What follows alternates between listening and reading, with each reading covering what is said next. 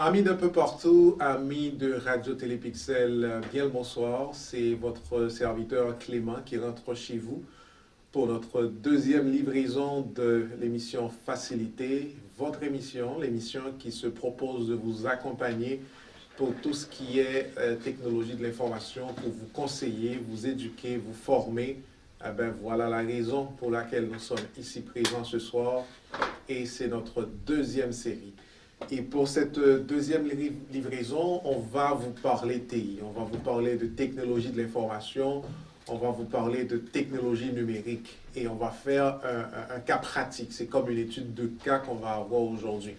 Donc, un petit conseil que j'ai pour vous avant de commencer, c'est d'essayer de ne pas rater nos capsules, puisque nos capsules se chevauchent entre elles. Si vous ratez une capsule et puis vous allez sur l'autre capsule, il se peut que vous perdez un petit bout, que vous avez un peu de misère à vous retrouver. Mais si vous nous suivez religieusement, régulièrement, je voulais dire, à ce moment-là, vous allez être capable de nous suivre comme ça doit. Parce que on va commencer à un niveau un peu léger, à un premier niveau. Ensuite, on va passer à un deuxième niveau pour arriver à un troisième niveau lorsqu'on va parler ou lorsqu'on va développer des concepts clés qui existent en technologie ou en informatique tout court. À ce moment-là, vous allez être capable de vous situer par rapport à notre vocabulaire, par rapport à notre langage. Parler TI, parler de technologie de l'information, comme je vous ai dit, c'est comme une étude de cas qu'on va faire aujourd'hui. On va prendre une PME, une petite entreprise qui vous parle de son système informatique ou qui veut tout simplement implanter un système informatique. Qu'est-ce que ça doit vous dire? Qu'est-ce que vous devez avoir en tête quand on vous parle de système informatique? Il y a quatre composants importants. C'est d'abord le réseau, ce sont les équipements, ce sont les logiciels et c'est le système d'entreposage. En quatre mots clés, voilà comment on peut définir un système d'information, un système informatique pour une petite entreprise qui vous parle de son système informatique ou qui veut tout simplement implanter un système informatique. Donc, réseau, c'est quoi? Le réseau, c'est assez simple. Si vous êtes connecté sur Facebook, vous avez un réseau d'amis. Si vous êtes connecté sur WhatsApp, vous avez un réseau, vous avez un ensemble de connexions. Mais réseau, c'est l'interconnexion. Comme vous, pour vos amis, vous avez des amis filles, vous avez des amis garçons, vous avez des amis noirs, des amis blancs, des amis hispanophones, des amis arabes. Donc, de différents types d'amis. Un réseau, c'est l'interconnexion de différents types d'équipements, différents types de matériel et ces matériels-là, ces équipements-là puissent se communiquer entre eux pour faire un échange d'informations. Voilà ce qu'on appelle réseau ou en anglais network. Donc l'entreprise a un réseau, un network qui est établi, qui est composé d'un ensemble d'équipements, qui est notre deuxième composant en parlant de système d'informatique. Et en parlant d'équipements, on peut voir les ordinateurs, on peut voir les tablettes, on peut voir les imprimantes, on peut voir les scanners. Il peut y avoir, de nos jours, il y a d'autres périphériques qui se joignent justement lorsqu'on veut monter un système informatique. Mais de base, les équipements, ce sont les ordinateurs, ce sont les imprimantes, ce sont les réseaux, les scanners. Donc, ces différents périphériques-là, on les catégorise en périphérique interne, périphérique externe, en fait, périphérique d'entrée et périphérique de sortie, je voudrais dire.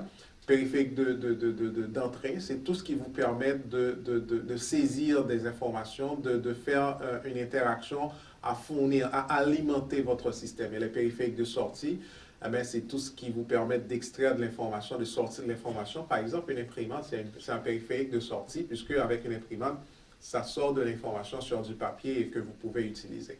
Donc, je vous parle de réseau, je vous parle d'équipement. Et le troisième composant d'un système d'informatique, ce sont les logiciels. Dépendamment du domaine d'activité de cette entreprise-là, dépendamment du secteur dans lequel cette entreprise évolue, on va avoir différents types de logiciels, des logiciels comptables, des classeurs, des tableurs, ça va dépendre. Et les logiciels peuvent varier, c'est des logiciels qui peuvent être assez customized, personnalisés, qui s'adaptent à la réalité de l'entreprise en tant que telle, ou du moins des produits génériques que l'on peut utiliser, que plusieurs autres compagnies peuvent utiliser, comme par exemple Microsoft Word, Microsoft Excel, qui sont des logiciels de traitement de texte ou des tableurs que des milliers d'entreprises utilisent pour faire leurs activités. Et le quatrième composant, en parlant de système d'informatique, je parle de système d'entreposage, des bases de données, parce que quand vous saisissez de l'information, quand vous traitez de l'information, ces informations-là doivent être stockées quelque part. En fait, c'est suivant une structure donnée, dépendamment de la structure que vous voulez. On va parler de bases de données structurées, bases de données non structurées. Ça, on ne va pas rentrer dans ces détails, mais c'est pour vous dire, idéalement, le système informatique, c'est le réseau qui est en place, qui est composé de l'interconnexion d'un ensemble d'équipements qui peuvent être des ordinateurs, des tablettes, des imprimantes, des scanners. Et sur ces composantes-là, sur ces équipements-là, il y a des logiciels qui sont installés et ces logiciels-là permettent aux gens d'utiliser, d'exploiter ces équipements pour communiquer entre eux à travers le réseau. Et puis tout ce que vous faites comme traitement, comme traitement d'informations, eh c'est sauvegardé dans un système qu'on appelle SGBD, système de gestion de base de données, qui peut être différents types de bases de données. Donc, comme je vous ai dit, je ne vais pas rentrer dans les détails spécifiques, mais grosso modo, voilà de ce qu'on parle quand on parle de système d'informatique pour une petite entreprise. Maintenant, c'est quoi l'importance d'un système d'information, d'un système informatique pour une entreprise, pour une petite entreprise et même pour une grande entreprise? L'important, c'est quoi? Ça permet d'abord de stocker les données. Donc, les données, dépendamment du domaine où vous évoluez, vous collectez des informations. On va dire, je reçois un client, le client s'en vient, j'enregistre le client, je prends toutes les informations relatives à ce client-là, je le mets dans mon système d'entreposage de données, dans ma base de données. Et puis, le client achète, je peux même enregistrer tout le profil, je peux créer un profil pour mon client. Donc, le système d'information est important parce que ça nous permet de stocker les données. En plus de les stocker, vous devez faire une gestion de ces données qui sont stockées. Donc, je fais la collection des données et ces données-là, je vais les utiliser à des fins bien particulières. Donc, c'est ce qu'on appelle le traitement, la gestion de ces données qui ont été recueillies de différentes sources. Et si vous stockez les données, si vous gérez les données, un aspect qui est très important dans un système d'information, dans un système informatique pour des entreprises, il faut sécuriser les données. Parce qu'on dit toujours que l'information, c'est le pouvoir. Et à l'ère où nous sommes, où à partir d'un téléphone portable, on peut hacker plusieurs grands systèmes s'il n'y a pas des mesures de sécurité qui sont en place pour permettre à des gens de l'extérieur d'interroger vos systèmes et de faire ce qu'on appelle des vols de données. Donc, il est important d'avoir le système d'information parce que ça nous permet de stocker des données, ça nous permet de gérer des données et il faut absolument sécuriser des données. Donc, on a eu une petite discussion la semaine dernière avec Kenel qui nous a parlé un peu du cloud.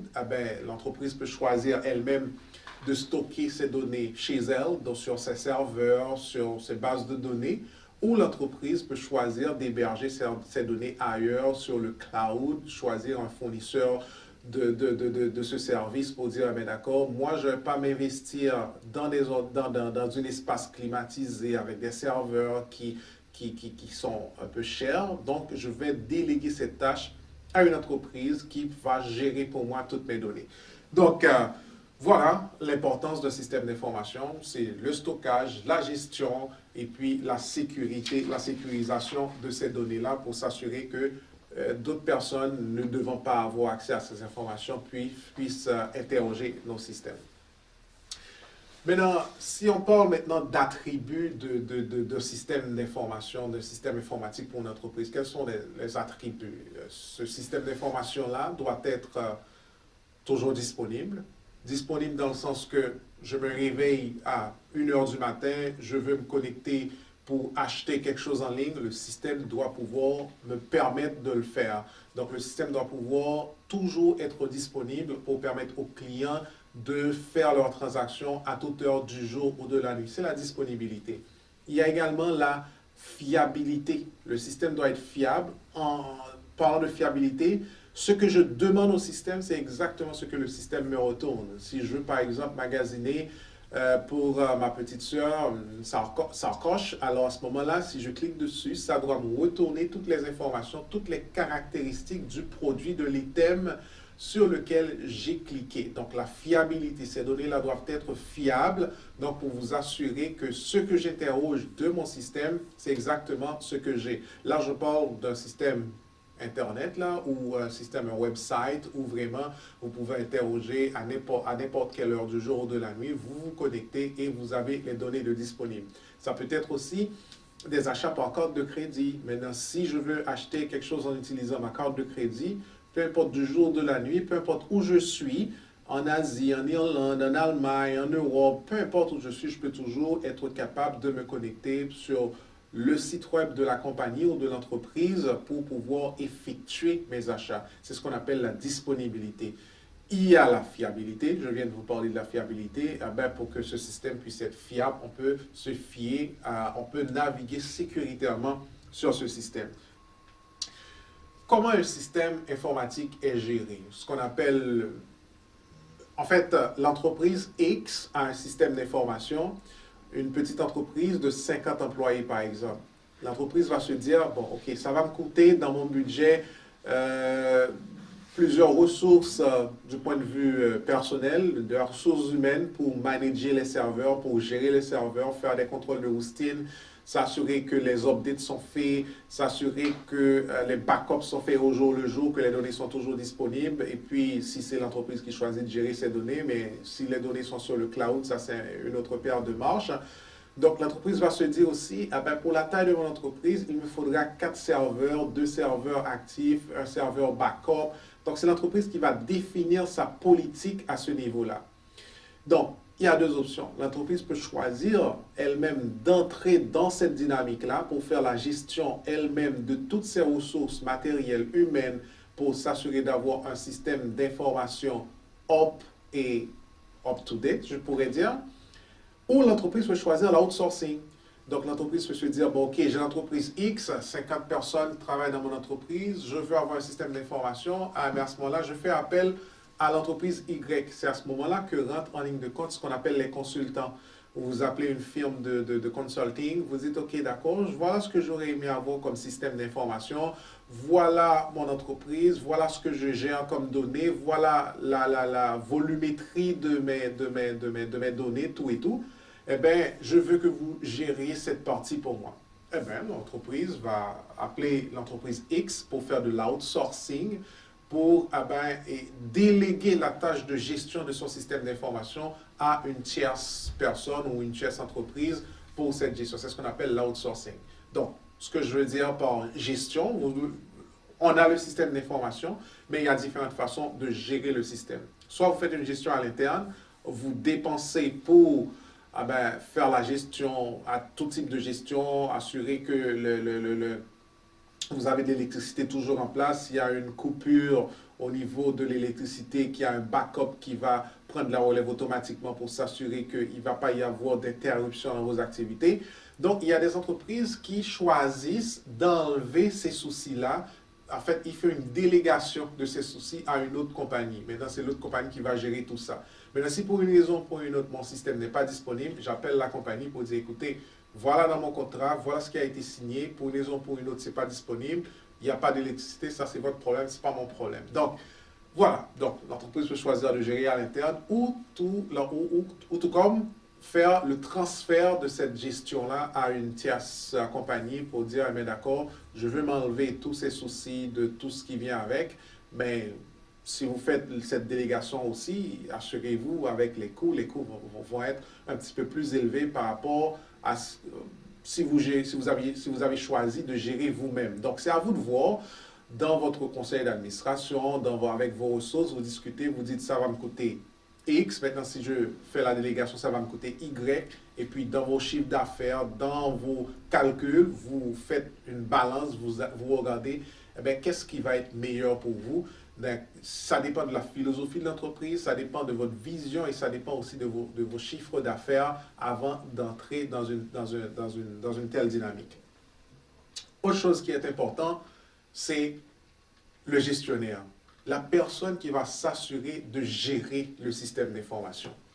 Donc, en clair, je suis parti de l'étape 1 pour arriver à cette étape-là, pour vous dire d'abord, c'est de quoi est formé le système d'information, c'est quoi l'importance de ce système, quels sont les attributs et comment est-ce qu'on peut gérer. Mais maintenant, le gestionnaire a un rôle important. Pourquoi le gestionnaire a un rôle important? Le marché est dynamique, ça change beaucoup. Et au niveau technologie, ça avance énormément. Et en tant que gestionnaire d'un système d'information, votre rôle principal, c'est de vous assurer que le système qui est en place répond toujours aux besoins de l'organisation, répond toujours aux besoins de la clientèle et que ça vaut la peine d'avoir ce système.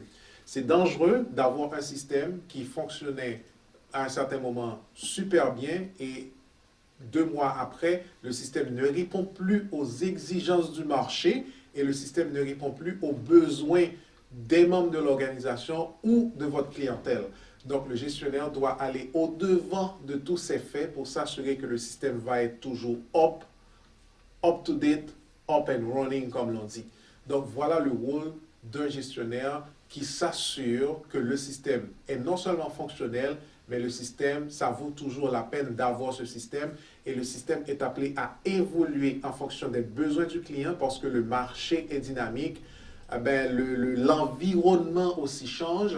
En autant que l'environnement change, votre système doit aussi changer pour s'adapter aux nouveaux besoins qui vont venir s'ajouter à l'entreprise pour que le système puisse toujours répondre. Ça, c'est un système évolutif. Et ceci, que ce soit vous qui choisissez de gérer votre système, le système doit évoluer. Que ce soit une entreprise externe, vous avez fait de l'outsourcing, le système est toujours appelé à évoluer. Il va y avoir des séances de rencontre avec la personne qui gère le système. Il va vous contacter, il va y avoir des réunions hebdomadaires ou mensuelles. Ça va dépendre de votre modèle de gestion, et ça va dépendre aussi de la taille de l'entreprise. Ça va dépendre du volume de données aussi. Donc, ça, c'est d'autres facteurs qui entrent en ligne de compte, mais de manière basique, à la base, ces rencontres-là doivent être faites pour discuter de l'état de santé du système. Est-ce que le système fonctionne bien? Est-ce que le système répond à nos exigences? Eh bien, il y a toute une batterie de procédés qui existent, qui vous permettent d'évaluer votre système.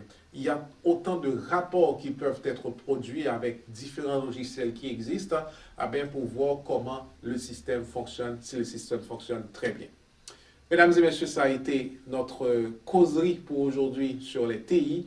C'était pour vous parler des technologies de l'information, c'est quoi un système informatique, comment un système informatique fonctionne pour une entreprise et quels sont les aspects qu'il faudra que l'on considère quand on a un système informatique qui évolue dans une entreprise et quels sont les rôles et responsabilités qui reviennent à un gestionnaire d'un système lorsque vous êtes appelé à gérer un système. Merci de nous avoir accordé ce temps pour nous écouter. On vous donne rendez-vous la semaine prochaine où l'on va aborder un autre sujet. Bonne soirée.